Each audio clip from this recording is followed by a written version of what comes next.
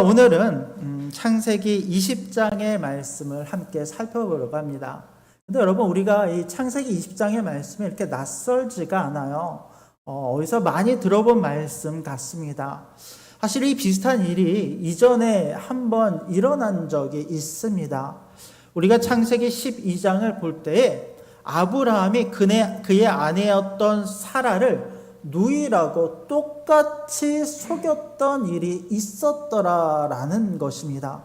그런데 오늘 그 사건에 이어서 두 번째 똑같은 실수를 아브라함이 똑같이 저지르고 있는 것을 우리가 볼 수 있습니다.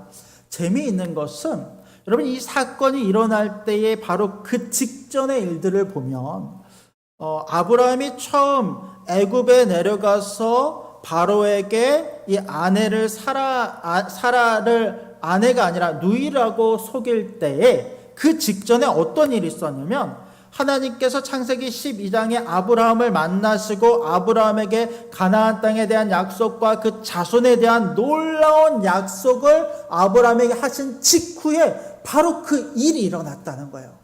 우리가 은혜를 받고 충만함이 있으면 문제가 없을 것 같지만 사실 그 직후에 제일 넘어지기 쉬운 일들이 발생한다는 것을 알 수 있습니다. 그런데 그때 하나님께서 아브라함에게 첫 그 약속을 주셨을 때 이 문제가 발생을 했는데, 오늘 아비멜렉에게 발생하는 이 문제를 가만히 보았더니 이제는 하나님께서 아브라함에게 그 자녀들에 대한 약속을 매우 구체적으로 내가 사라를 통해서, 그 이름까지 언급하시면서 사라를 통해서 그 아들을, 약속의 아들을 주실 것이다 라고 마지막으로 그 아브라함에게 약속을 하셨는데, 그 직후에 또 이와 같은 사건이 일어나게 된다라는 거예요. 근데 이런 사건의 문제가 뭡니까? 가장 큰 문제는 뭐냐면, 아브라함이 개인적인 죄를 지었다, 실수를 했다, 그냥 단지 이런 것을 넘어서서 여기서의 가장 큰 문제는 뭐냐면, 이와 같은 죄로 말미암아서 하나님께서 아브라함과 견고하게 세우셨던 그 언약이, 아브라함이 그 모든 사건을 피하고 싶고 두려워하는 그 마음을 가질 때 그 언약이 깨질 만한 위험에 처하게 된다는 거예요. 왜냐하면 하나님은 사라를 통해서, 아내를 통해서 그 축복을 주시겠다라고 약속을 하셨는데, 그 아내가 다른 사람의 아내로 가게 된다면 이것이 얼마나 큰 위협이고 어려움이 되겠습니까? 그러면서 동시에 우리는 이런 생각을 합니다. 왜 아브라함은 똑같은 잘못을 똑같이 저지르고 있는가? 여러분, 오늘 성경을 조금만 더 구체적으로 살펴봅시다. 우리 1절 말씀을 같이 한번 읽어보겠습니다. 1절입니다. 시작. 아브라함이 거기서 네게부 땅으로 옮겨가 가데스와 술 사이 그랄에 거류하며. 여러분, 처음 아브라함이 애굽 땅에 넘어갔을 때는 그때는 분명한 이유가 있었습니다. 그때는 가나안 땅에 기근이 들었어요. 그 기근으로 말미암아서 당장 기르고 있는 양떼들과 짐승들을 먹일 수 있는 것에 어려움이 생겼고, 본인과 함께하고 있던 가족들도 어떤 살아가는데 위협이 되었어요. 그래서 그 기근을 피해서 그 약속의 땅을 떠나서 애굽 땅으로 내려갔던 거예요. 근데 오늘 말씀을 보면 사실 구체적인 이유는 등장하지 않아요. 우리는 왜 아브라함이 땅을 옮겨 그랄 땅으로 이동했는지는 모릅니다. 다만 그래도 다행이었던 것은 뭐냐면, 첫 번째 사건이 있었을 때는 아예 약속의 땅을 완전히 떠나서 애굽 땅으로 내려갔다라고 한다면, 이제 그때의 깨달음을 얻었던 아브라함이 이번에도 거주지를 옮기기는 하는데, 이번에는 이방 땅은 아니에요. 가나안 남쪽에 위치했던 가데스와 술 사이 그랄이라고 하는, 그러니까 정확하게 이야기하면 그랄이 그 사이에 있는 것처럼 오늘 성경은 표현되고 있기는 합니다만, 실제로는 가데스와 술 사이에 위치한 지역으로 가기 위해서 그랄이라고 하는 지역을 거쳐서 가는 거예요. 근데 거쳐서 가다 보니까 그랄이라고 하는 지역에 대단한 왕이 한 명 있다는 거예요. 그 당시에 어떤 그 주변의 세력들을 이렇게 다 모아서 왕국을 세우고 그 지역에 어떤 패권자로 등장하는 한 사람을 만나게 되는 거예요. 그 사람의 이름을 보았더니 아비멜렉이라고 칭합니다. 근데 이 아비멜렉도 사실은 이름은 아니고 왕을 부르는 호칭이에요. 그러니까 예를 들어서 애굽 땅에 바로가 실제로는 파라오를 바로라고 부르잖아요. 바로가 이름이 아닌 것처럼 아비멜렉이라고 하는 명칭도 이름은 아닙니다. 다만 그 지역에, 특별히 블레셋 지역의 왕을 지칭할 때에 아비멜렉이라고 칭하는데, 이 아비멜렉을 만나게 된 거예요. 근데 이 아비멜렉을 만났을 때에 아브라함의 마음속에는 두려운 마음이 생기기 시작합니다. 그래서 그의 아내였던 사라를 누이라고 속이는 일을 똑같이 반복하게 되더라는 거예요. 여러분, 이것은 우리가 앞서 이야기했지만 정말 쉽게 이해되는 부분은 아닙니다. 왜 아브라함과 같이 이렇게 위대하고 대단한 사람이 똑같은 잘못을 저지르고 있습니까? 여러분, 우리 사람마다 어떤 기질들을 갖고 있어요. 근데 그 기질들 중에서 특별히 우리들은 모두 마찬가지입니다만 한 부분에 강점을 갖고 있는 사람들이 있는가 하면 어떤 부분에 있어서는 이상하리 많지 약점을 갖고 있는 사람들도 있다라는 거예요. 예를 들면 술 같은 것을 보면 그렇습니다. 어떤 사람들은요, 평소에는요, 굉장한 의인이고 문제가 없어요. 건강하고요, 말하는 것과 행동하는 것이 굉장히 젠틀합니다. 근데 이 사람은 술이 약점이에요. 술만 마시기 시작하면 원래의 모습이 없어지고 정말 이상한 모습만 나타나기 시작해요. 화를 내고 분노하고 다른 사람들을 탓하고 평소라면 하지 않았던 일들을 반복하며 행하는 거예요. 근데 이런 사람들, 이 사람이 자기 죄를 알아요. 아, 내가 술만 마시면 개가 되는구나. 내가 술만 마시면 이런 잘못을 저지르는구나. 그래서 이 사람의 마음에 작정을 합니다. 나는 앞으로 절대 술을 마시지 않을 거야. 근데 하루가 지나고 열흘이 지나고 100일이 지나고 조금 시간이 흘러서 단 한 번 이제 내가 괜찮아지겠지라고 생각하는 그 순간 그 약점을 다시 취하게 될 때 이전의 모습으로 완전히 돌아가는 것을 보게 되더라는 거예요. 여러분, 이것은요, 한 사람이 약점이 그곳에 있을 때 그 약점이요, 쉽게 포기하지 않아요. 쉽게 바뀌지 않아요. 어떤 경우에는 이것이 내가 의지한다고 해서, 의도한다고 해서 그 의지를 갖고 노력한다고 해서 그게 단번에 바뀌는 문제가 아닐 수도 있다라는 것입니다. 어떤 사람들은요, 이성 문제에 있어서 그래요. 모든 초점이 이성에게 맞춰져 있고 그 이성 문제로 한 번 실패를 경험했음에도 불구하고 또다시 다른 이성에게 마음이 빼앗겨서 똑같은 실수와 똑같은 죄를 범하는 것을 보게 되더라는 거예요. 또 어떤 사람들은 돈에 약한 사람도 있어요. 돈 문제만 나오면 자기도 모르게 호흡이 빨라지고 가슴이 뛰면서 모든 이성의 끈을 놓아버리고 그 돈으로 말미암아서 굉장히 많은 문제를 일으키는 사람들이 있다라는 거예요. 근데 이런 사람들이요, 평소에 이상한 사람들이 아니에요. 평소에 문제 있는 사람들이 아니에요. 다 괜찮고 좋은 사람들인데 어떤 한 부분에 있어서만은 독특하게도 이와 같은 증상들이 나타나는 것을 보게 되더라는 것입니다. 여러분, 오늘 성경에 나오는 아브라함도 마찬가지예요. 아브라함에게도 이런 특별한 약점이 있었습니다. 그것은 아내 사라에 대한 그가 갖고 있는 한 컴플렉스가 있었다라는 것입니다. 여러분, 보통의 경우 남편이 아내에게 컴플렉스를 갖고 있는 경우도 있어요. 근데 이런 경우는 보통 어떤 경우냐면 남편이 열등감을 가지고 있을 때 아내는 뭐든지 잘해요. 능력도 많아요. 돈도 잘 벌어요. 너무 이쁘고 아름답습니다. 그런데 그 아내에 비해서 내가 부족해 보이는 거예요. 그러면 이 사람은 어떻게 되냐면 이 아내가 나보다 뛰어난 사람이 나타나면 나를 버리고 그 사람에게 가지 않을까라고 하는 의심이 생기기 시작해요. 또 집착이 생기기 시작해요. 그러면 여러분, 이제 이런 증상들을 우리가 뭐라고 부릅니까?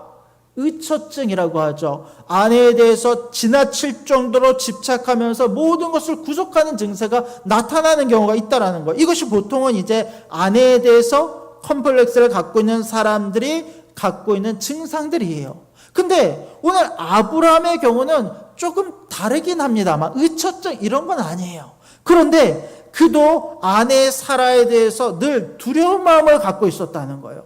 특별히 오늘 성경을 보면 늘 새로운 곳에 가서 새로운 정착지에 머물러 살 때마다 이 아내로 인해서 다른 심 있는 사람이 나의 아내를 데려가고 그로 말미암아 나의 생명이 위협받을 것이라 라고 하는 두려움이 그의 마음을 완전히 사로잡게 되더라라는 것입니다.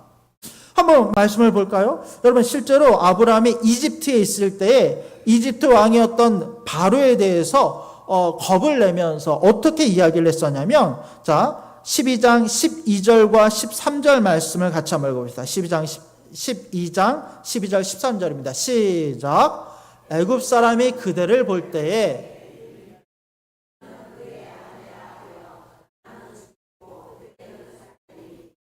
원하건대 그대는 나의 누이라 하라. 그러면 내가 그대로 말미암아 안전하고 내 목숨이 그대로 말미암아 보존되리라 하니, 굉장히 치사하고 치졸하죠.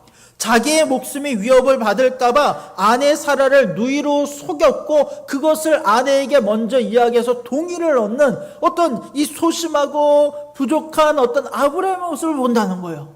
근데 오늘 성경에서도 똑같이 그랄에서 아비멜렉에게 뭐라고 하는지 아십니까? 아비멜렉이 나중에 보면 아브라함을 데려다 놓고 왜 나를 속였느냐라고 이렇게 신문하듯이 이야기를 해요. 그때 아브라함이 뭐라고 변명을 하냐면, 자 20장 10절 11절 말씀입니다. 자 같이 한번 읽어봅시다. 시작. 아비멜렉이 또 아브라함에게 이르되 내가 무슨 뜻으로 이렇게 하였느냐?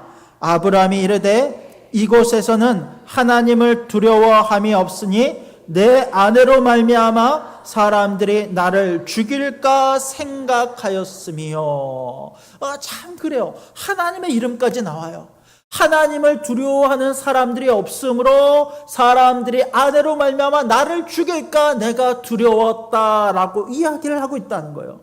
그런데 여러분, 이게 진짜 이상한 이유가 뭐냐면 그 직전에 어떤 일들이 있었냐면, 아브라함이요 동방의 4개 연합군이 이 가나안 지역을 초토화시킬 때에 그때 잡혀갔던 롯을 구하기 위해서 자신의 이 종들과 함께했던 사람들을 데리고 그 북쪽 단까지 쫓아가서 그들을 완전히 패퇴시켰던 사람이 바로 아브라함 아닙니까?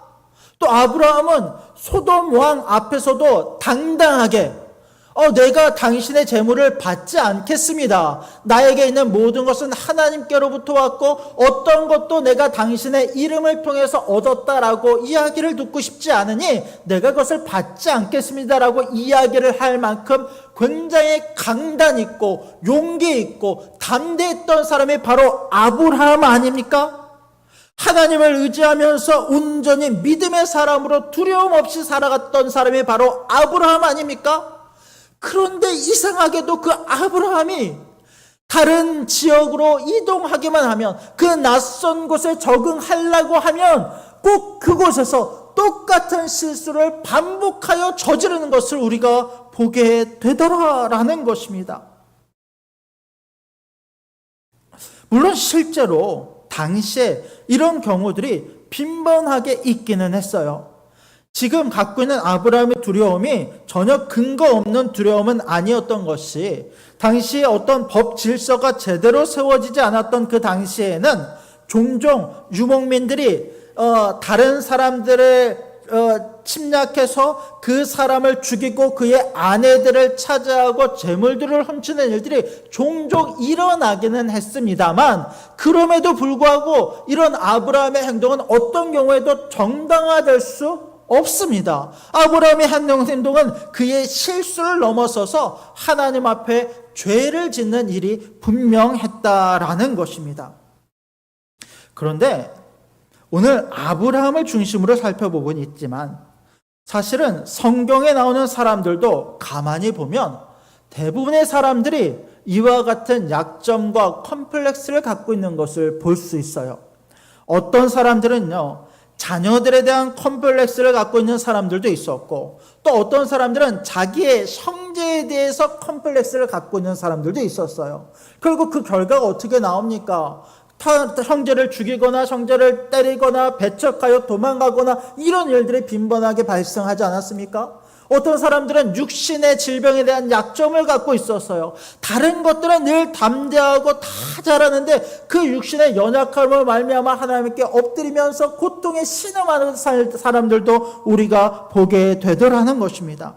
그런데 그럼에도 불구하고 정말 다행인 것은 우리의 이런 약함과 약점을 아시는 하나님께서는 오히려 그와 같은 우리의 컴플렉스, 약점을 강함으로 바꾸어 주시는 분이시라라는 것입니다. 우리의 부족함을 아시는 하나님께서 아무것도 아닌 나를 찾아오셔서 그런 약함을 덮어주시고 때로는 나를 강권하여 일으켜 세워주시며 하나님의 일을 감당하는 놀라운 사람으로 우리를 사용하시는 것을 우리가 말씀을 통해서 보게 되더라라는 것입니다. 여러분, 오늘 말씀을 보면 아브라함도 마찬가지였어요. 아브라함이 그와 같은 죄를 지었습니다. 그리고 그와 같은 일이 발생했던 그날 밤에 하나님께서 그들 가운데 임재하셔서 이 모든 사건을 깨닫게 하시는데, 특별히 아비멜렉의 꿈에 현몽하셔서 아비멜렉에게 이 모든 사건의 전말을 알려주시는 것을 볼 수 있습니다. 우리 3절 말씀 같이 한번 읽어볼까요? 3절입니다. 시작. 그 밤에 하나님이 아비멜렉에게 현몽하시고 그에게 이르시되 내가 데려간 이 여인으로 말미암아 내가 죽으리니 그는 남편이 있는 여자임이라.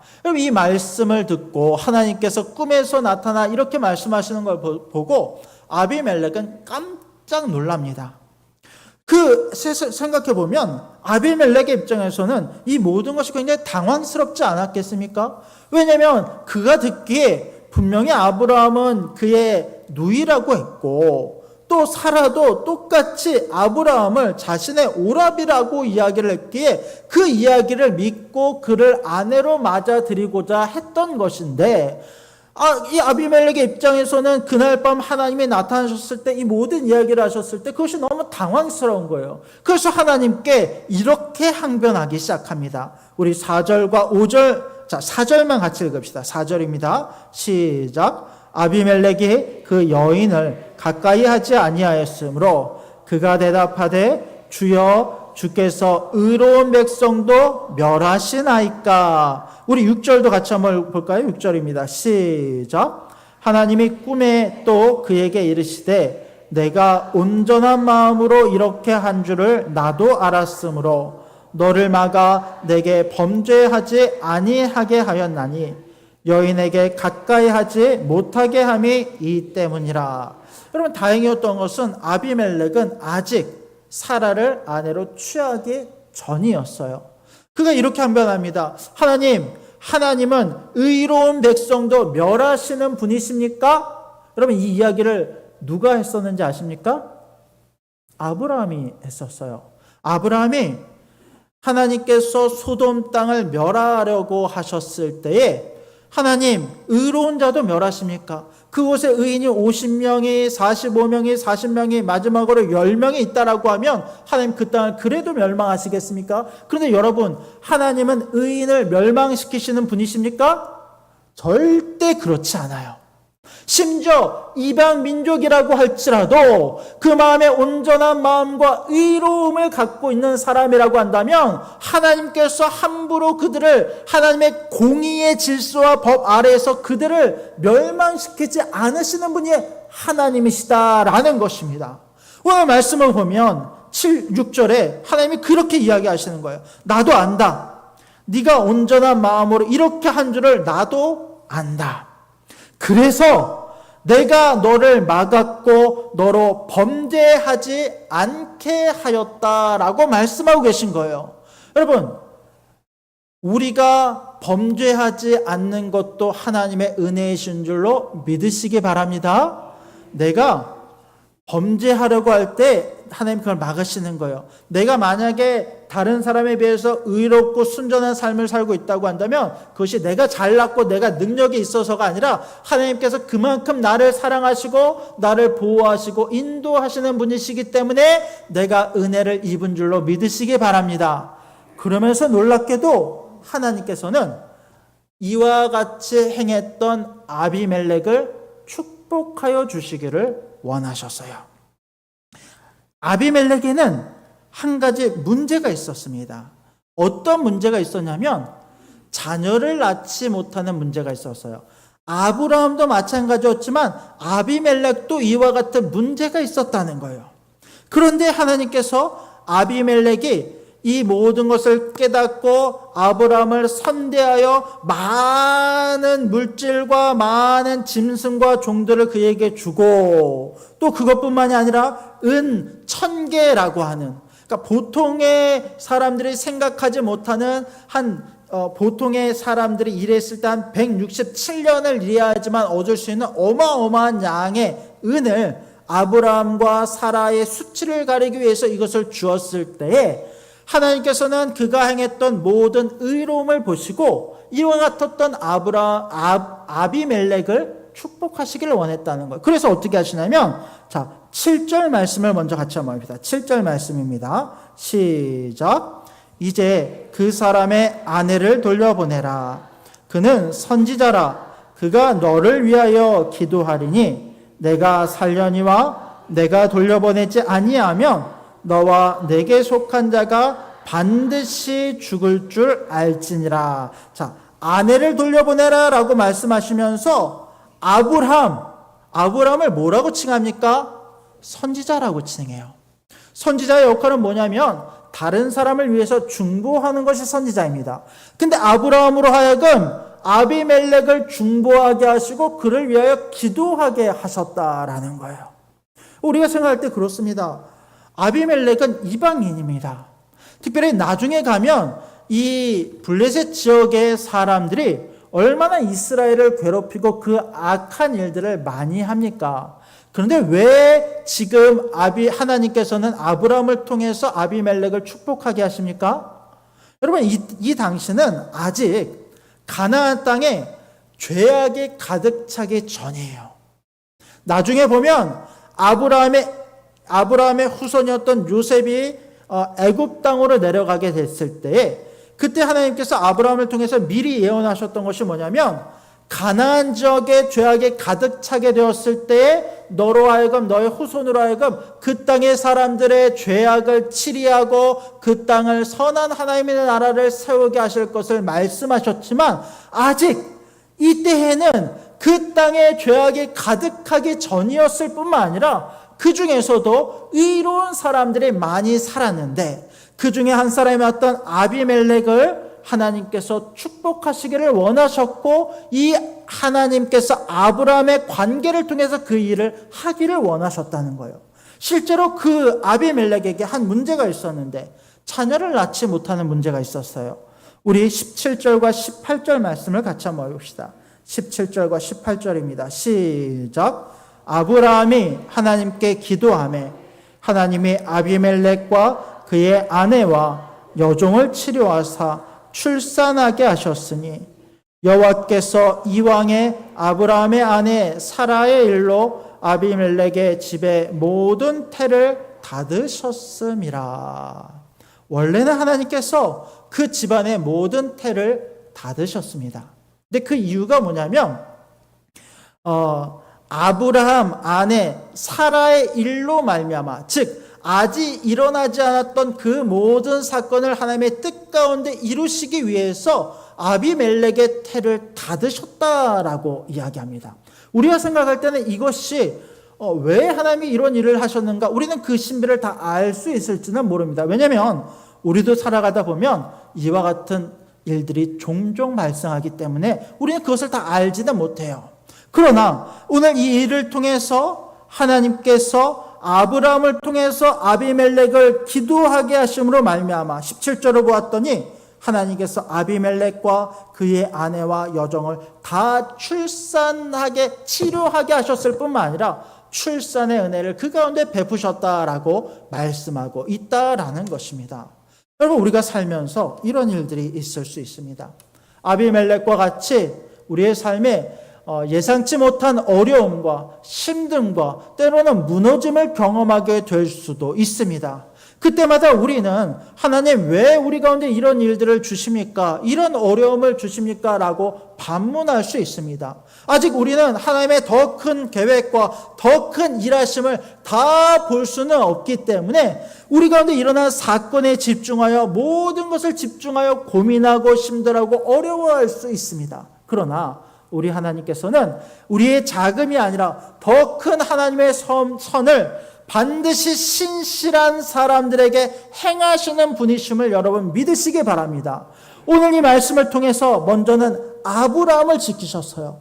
그가 더 큰 죄를 짓지 아니하고 그로 말미암아 하나님의 언약이 깨어지지 아니하도록 그 가정을 지키셨을 뿐만 아니라 그의 아내와 아브라함을 지키시고 그 가운데 이전에 경험했던 것보다 더 큰 놀라운 은혜와 축복을 그 가운데 베풀어 주셨음을 우리가 발견하게 됩니다.